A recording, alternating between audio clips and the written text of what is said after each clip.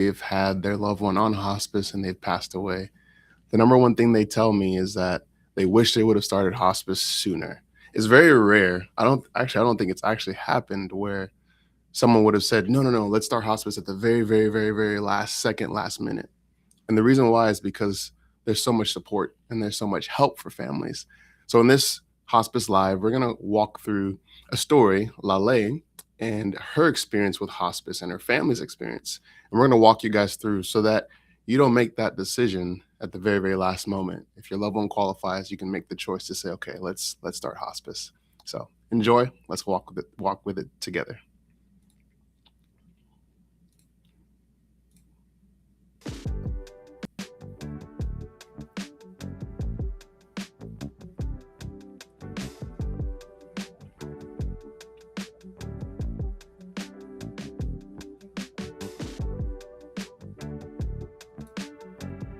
All right. Welcome, guys, back to our Hospice Live, weekly Hospice Live. We have myself and also JT, our executive director here, walking through what hospice is. How's the day going for you, JT? What's up, Charles? How's it going? Oh, man, not too bad. World Cup is here. I was going to say, you catch those matches yesterday. Crazy penalty kicks. That was pretty wild. Back to back. Germany lost. And then who was it? Netherlands. Yeah. Oh man, that's tough. That's tough. No, thanks for hopping on, guys, and joining us. We've been doing this for the last how many months now, JT? Since the start of the year, so already halfway through the year as of today, June 30th. That's crazy. Yeah, we've been over the last 23 years, we've been serving Dallas-Fort Worth with home health, hospice, and personal care services. And the question that always comes up is hospice is a very, very tough thing to talk about and sometimes confusing. So what we've been doing is hopping on these lives, basically Tuesdays every week, if not every week, then every other week, and really going through a real story retold. So we've taken our patients that we've taken care of and just kind of reorganized for HIPAA purposes and really allowing families to kind of observe and see the story and walk through what is hospice and how that whole process works so that you get a good understanding. And so just like we talked about before, you don't wait to the very, very last minute if your loved one qualifies and if your family and everyone is on the same page to start. And JT, we've seen stories where families do say, wow, I really appreciate the help, Yeah, no, your intro was exactly right. There's a lot of times that stigma, and we'll kind of walk through it and break it down throughout this live, but the stigma behind hospice is that it means there's only days to a week left for your loved one or for yourself. And so we're trying to debunk that myth quite a bit. Yeah. We've been focusing specifically this month on COPD as a terminal diagnosis and what that means when you do have COPD and hospice both enter at the same time. But we'll kind of get into the why that we're doing this. Obviously, we work with a hospice agency. We've been here in Plano over 20 years, but Charles always likes to pull up the stats. And so the good old stats. The stats here. And so the reason we talk about hospice on such a consistent basis and are trying to make it an easier conversation because I've heard before that someone has to hear that word hospice 7 times before they really can accept it, understand it, and move forward with it. And so if this is your first time or your 6th time hearing the word, thank you for joining us. About 2 million people in the U.S. receive hospice every year. I just saw another stat yesterday that's not on the board, but for the first time ever, over 50% of people that passed away over the age of 65 in the U.S. Were enrolled on hospice when they passed in 2024. So that's a good thing because this is a benefit that you pay into your whole life when you're paying into Medicare. And there's a pretty significant amount of money that's set aside for you for this stage of your life, for this season of your life. And so, like it says there, only 50% use it before they pass. It was 54% in 2024, I believe I read. So this is that first conversation when the doctor's office brings it up.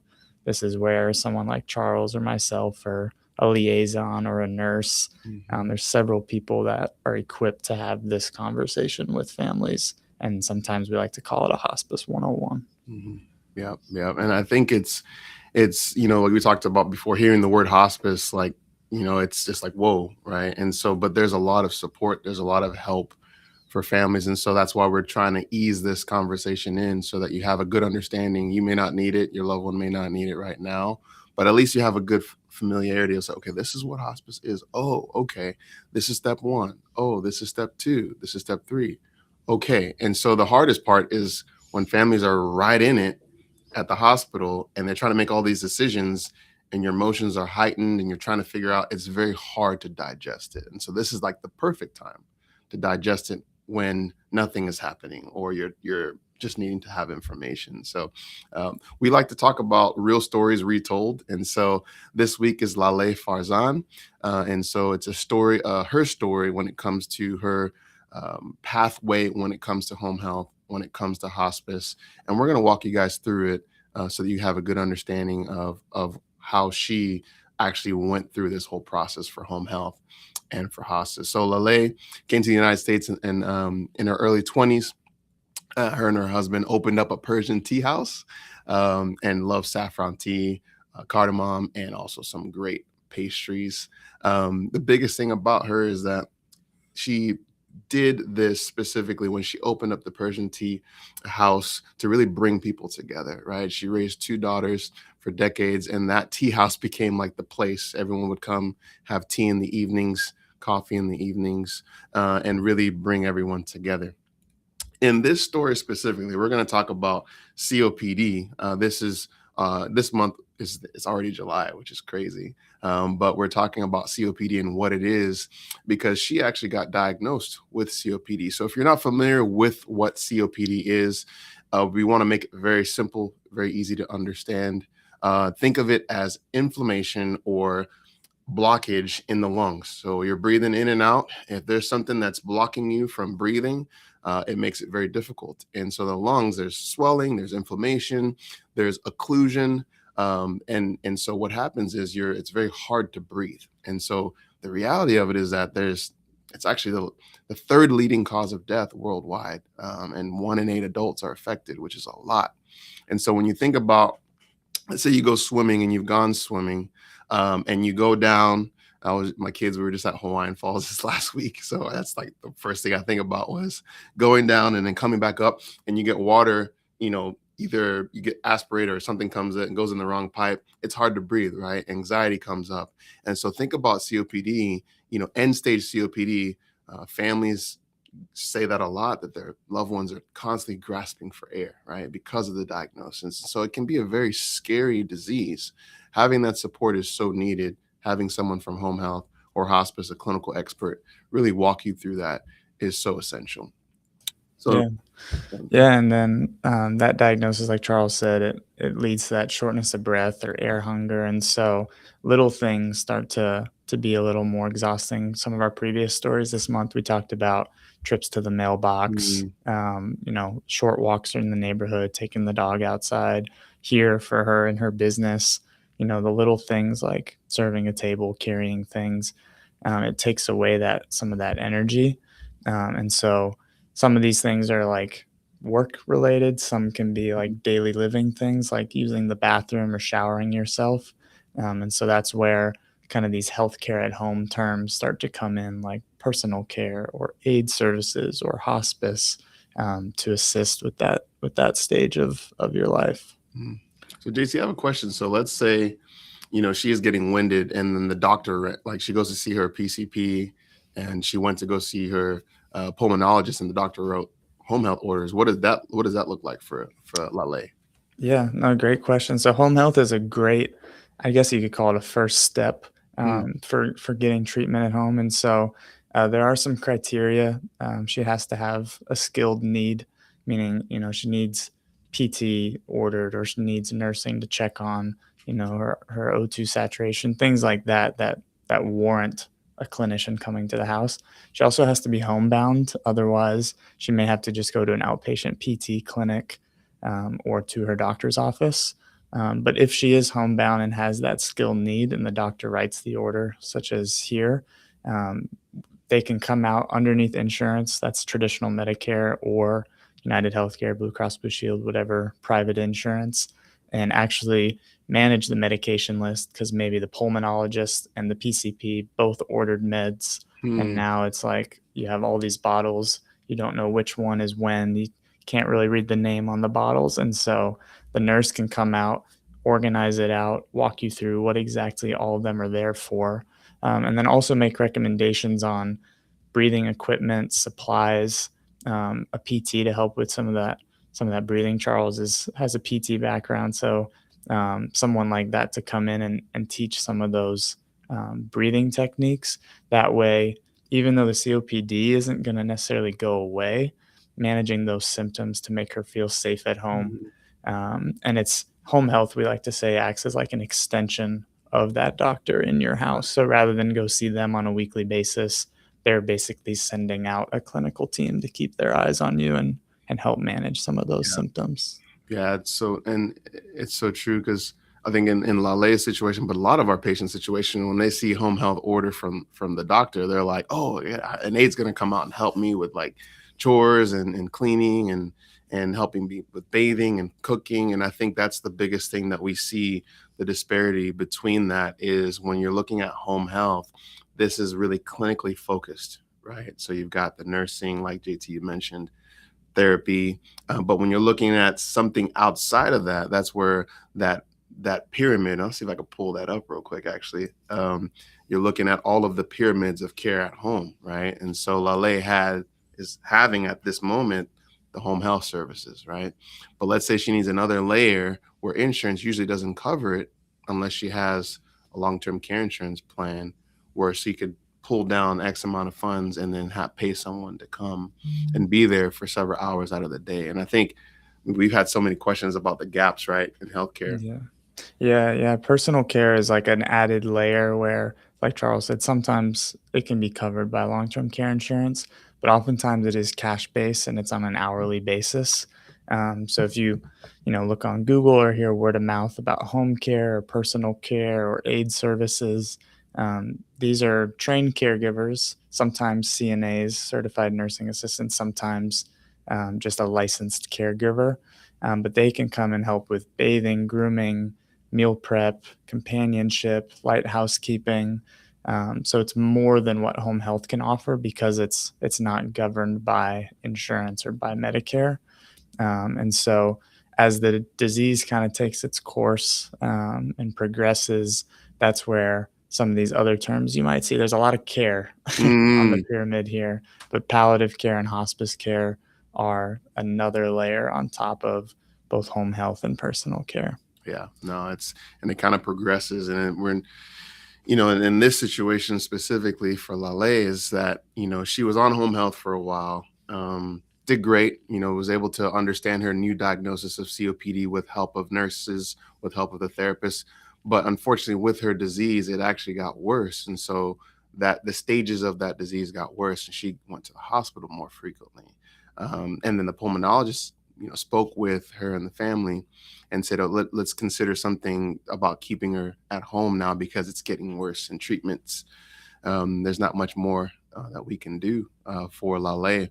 And I think that's the situation, and that's the hardest part I think about any family is when they hear those news and they're like, "Whoa, hospice!" The only thing I've heard of hospice was like on TV, right? Someone dying right away, and I would have never thought like we're gonna do this, we're gonna fight, and I think it's hard because when life takes its turn and the disease itself is progressing, you know, sometimes they feel like families feel like hospice we're giving up, and we're letting go, and I think that's where it's so important to at least understand what it is because maybe the pulmonologist didn't really walk you through what hospice was, or PCP didn't really paint the picture of what it was, and so that's kind of where we fall into place right now is what is hospice? JT, like what is hospice? What does that even mean? Yeah. Yeah. No, it's a complicated question, but it can be, we like to think of it as like a pathway or uh, a journey for each patient. It looks different for everybody. Even someone with the same diagnosis, the same age, Yeah. the same symptoms, it can look a lot different because of family dynamics or end of life wishes or things that you might not think about until you have to. Yeah. And so hospice is now in that pyramid. This is now the top of it. And this is where we're focusing on pain, symptoms, emotional support, spiritual support, family support as well. And then, like I just said, honoring the patient's wishes.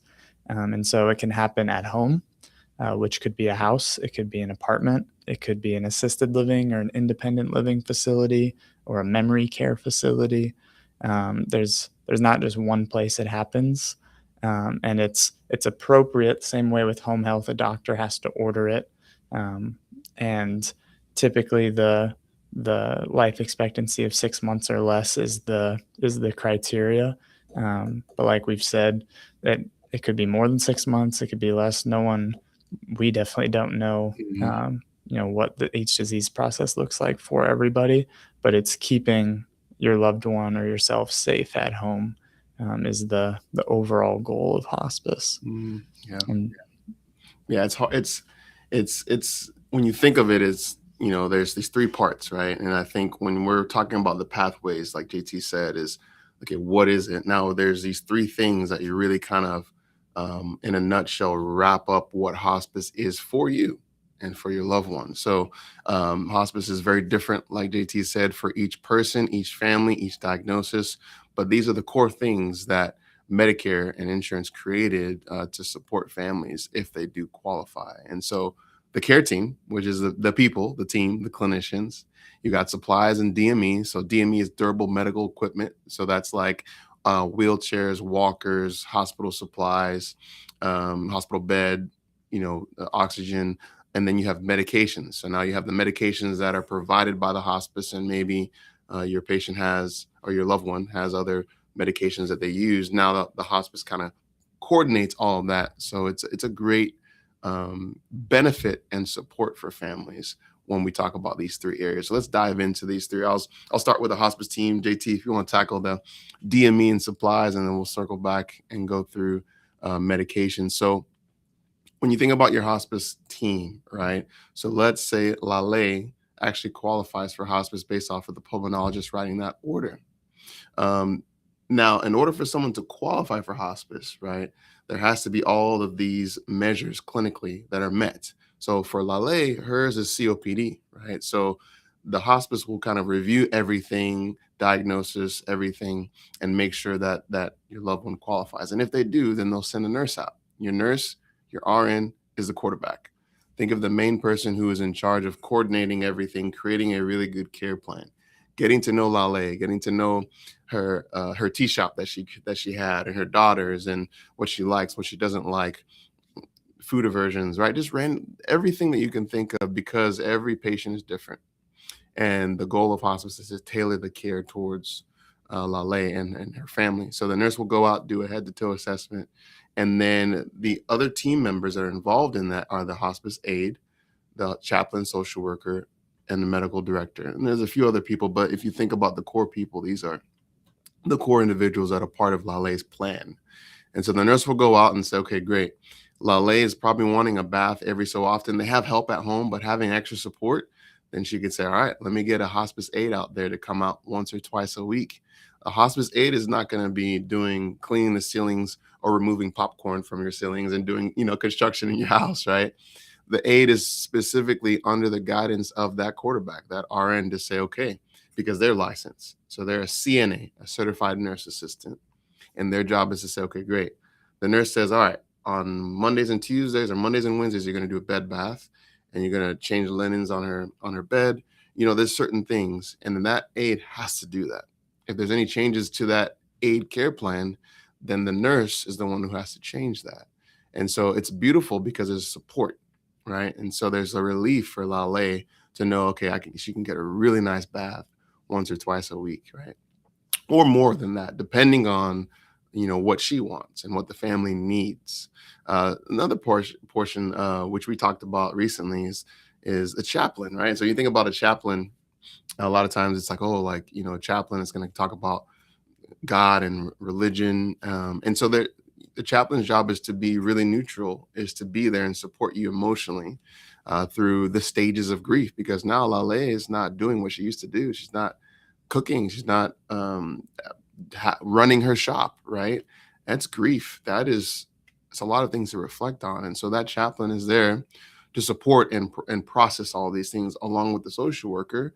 Her job, or her, or he or she, right? Their job is to guide through end of life wishes, right? Is there a living will in place? Is there plans for the funeral? Because a lot of those things can become really hard to talk about, especially when you're in it. But having support to say, okay, this is what it looks like. Step one, step two, just having that support is so pivotal. Now you have the hospice medical director who oversees, right? Medicare created these systems so that the director, the doctor, can oversee it clinically, everything. And so now you may have Laleh may have her PCP and her pulmonologist.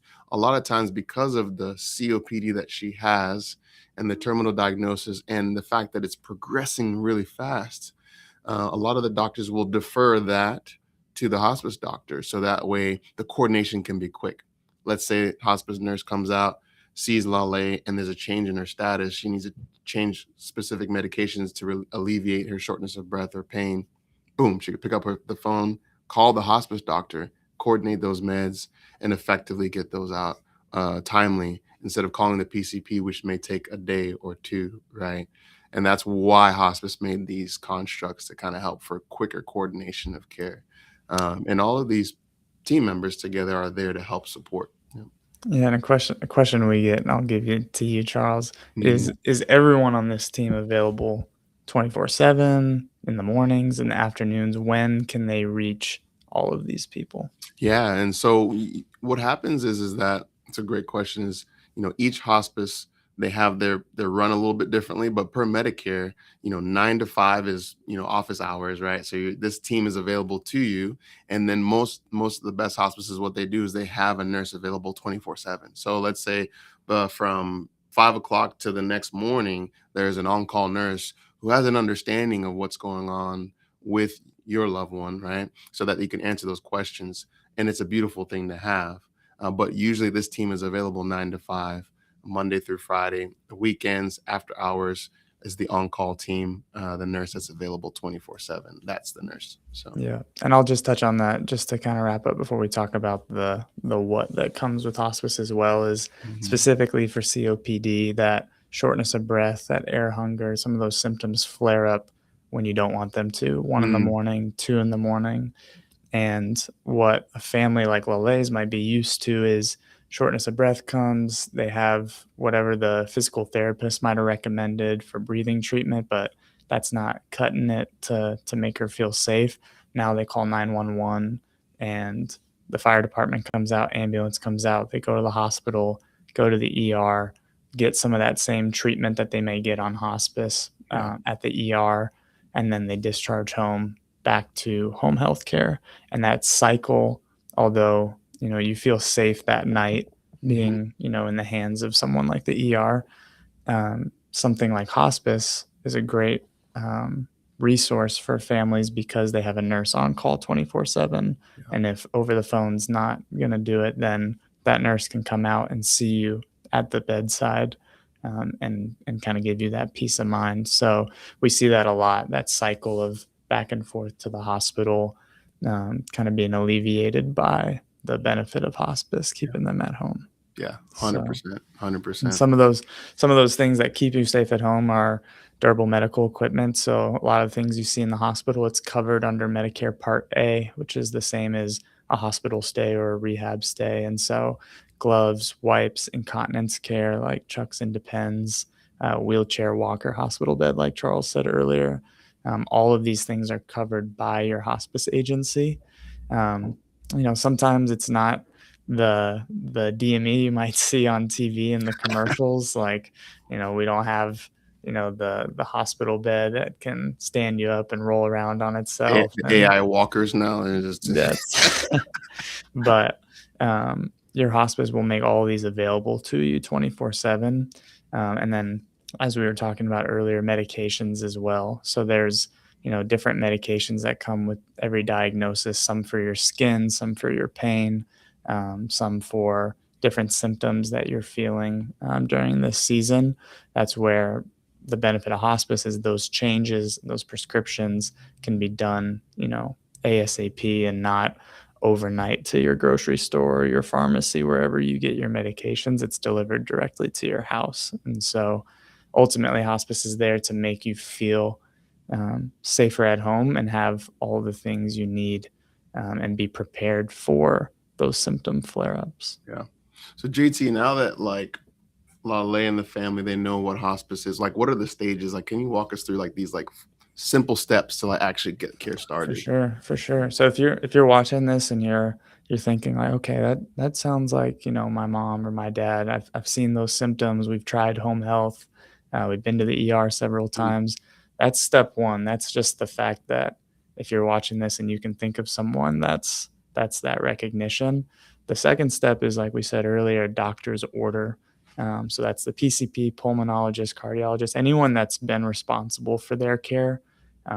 Writes that order and asks the hospice to go out, evaluate, and initiate hospice at that point. Um, when the doctor does that, they may have a hospice that they either are medical director of, or they've just trusted over the years. They've built good relationships with their administrator or their nurses. But at the end of the day, you always have a choice. That's your patient choice as a patient or as a representative of them. So do your research. We always encourage patients to go on Google, read the reviews, look at their website, see where the company is from, who owns it. Um, Same types of things that you would do for hotel stays and restaurants. These are big decisions, so you don't want to necessarily just go with what's easiest. But from there, that's when everything kind of comes in and meets you where you are and meets your family where you are. And so, um, if it is time or you think it's time, reach out to that doctor, ask them what they think. And sometimes they're not as versed. We hear from doctors that yeah. they go to school to save lives, and so hospice can sometimes be kind of taboo for them too. So even reach out to a hospice you see online, give them a call directly or book an appointment with them, because they can maybe reach out to your doctor for you at that point. Yeah, yeah, yeah. And then I think the another question that we always get too is the qualifications. Like, how do I know if my loved one's going to qualify for hospice? And it kind of goes back to what we were talking about. We're talking about COPD and the diagnosis of COPD. There's qualifications underneath that clinically. Then you have other diagnoses, right? You've got cardiovascular has so many different diagnoses. You have the lungs, you have the brain, the little cartoon over there. You have Alzheimer's and dementia. You've got blood cancers. You've got so many things. You've got debility as a whole, there's a term called failure to thrive. That may be a term that's used that people may have heard. And so what does that even mean? And so there's all of these things that qualify clinically, but all those things have to be met in order for Medicare to cover these services that we just talked about. And so a lot of times you may have a loved one that's on hospice for 6 months, 10 months, a year, 2 years. How are they still qualifying, right, for hospice services? And so what happens is the hospice team will recertify and see if those clinical criteria are still meeting for Medicare to cover these services. And I think that's the biggest thing and the hardest thing for some families to understand is that you're on hospice and actually my mom, dad got better. What does that mean? Like why are they discharging? And so, reach out to your hospice if you're in that situation. Reach out, help them, ask them to help educate you more so that you can understand, what it means to then be discharged off of hospice, right? Or to continue to qualify. Or the doctor wrote an order for hospice and the nurse came out and said, mom doesn't qualify, right? What does that even mean, right? And so, take time to understand that because it's important because these are Medicare funds that are given to families. And so, speaking of Medicare, who pays for this, JT? Like, who pays for Yeah. all these things? Yeah, good question. I'd like to joke with Charles that, the Medicare is something that you pay into your whole life. So this is something that you have the right to and that you've paid into. But when it does come time for hospice, it is 100% covered by Medicare Part A. And so you don't have to deal with any copays or deductibles, things like that. Um, Medicare has built this benefit for families to have, in one of the most important times of your entire life. So, Yeah. Yeah. What about if someone's younger than 65? Like how does that work? yeah, that's a great question. And, sometimes we do see patients that are under the age of 65 that qualify for hospice care. And so, if they have a commercial insurance plan, they haven't had Medicare yet for any reason, um, I would reach out to your insurance provider if I was in their shoes or in their family's shoes and ask them, do I have a hospice benefit? If so, what are some hospice agencies that are in network with me? Because they may or may not be able to take that insurance. And then sometimes we've seen patients over the years, they may need to pay privately for hospice Yeah. because of the condition they're in. So that's a great question. And I would, of course, always reach out to your insurance rep directly Hmm. to get some more information there. Yeah. So now we fast forward and Laleh is on hospice. She's qualified for hospice services. She's at home. She's got her DME, her oxygen hospital bed. She's got support. She's got a clinical team around her, a nurse that can come out a few times a week and aid. And she's still, enjoying her life to some extent, but under the confines of that support under hospice services. And so, that takes the burden off of the family. It doesn't, I think we talk about this a lot, JT. Hospice and the team doesn't take away the fact that this terminal diagnosis is difficult, right? It doesn't take away the pain. It doesn't relieve it. It's not there to be there and solve all of problems that are faced. It is support. It is clinical guidance and clinical support, so that you have at least some understanding. We talk about the airplane analogy, going through turbulence. And when you go through turbulence, knowing that the pilot is there to say, okay, hey, we're going to go through this, buckle up. It's going to be a little rocky. We'll go through this together. And then afterwards, it'll calm down. And that's where hospice is there to really guide families through it as a whole. And we talked about this at the end. These are the pillars that Laleh went through when it comes to her COPD diagnosis: home health, then getting that extra care through personal care services, and then palliative care, continuing to seek aggressive treatment, but then also get some care coordination through a palliative care program. And then at the end, when all the things that she's done, she's exhausted everything and done everything that she could, the disease continued to take its toll, and the doctor recommended hospice services. So that is what the continuum of care at home looks like. It's support, and in knowing that, then you can ask the right questions when that time does come for your loved one. But yeah, We did get a question. Thanks for joining us on all the platforms today, y'all. But on TikTok, Tyler the fire medic, he said, "I need hospice to better explain how it works to the families. Explain to them this is hospice, and you don't have to call 911 for things that you do for someone not on hospice. Explain what they need to do when something's going on, who to call, and not to call 911. I have no issues helping someone, but there's no need to transport a patient for altered mental status. Please explain it to families." yeah, that's so. Whew. And thank you, sir, for all you do, because firefighters, I mean, and senior care and hospice care, they do so much. And I think that's the difficult part when it comes to hospice and ER visits and calling 911. It's all about education. It's all about knowing what hospice is. And in those situations, what we see a lot is that the family may not know or have a good plan based off of what the hospice has done for them. So let's say in that situation, let's tie back to saying that the nurse comes out, does the admission, and based off of the diagnosis of COPD, creates a plan saying, okay, when this happens, do this. When this happens, do this.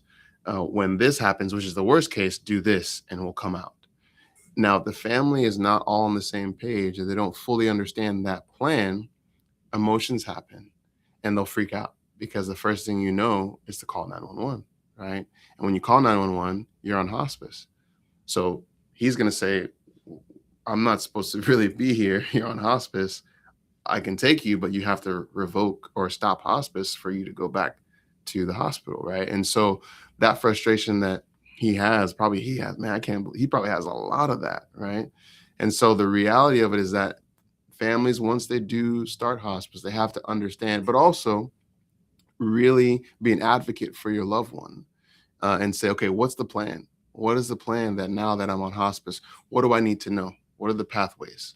What are the things that I need to expect when Laleh is like this, when she's having trouble breathing, and what medications do I need to use or guide me through so I know exactly what to do, right?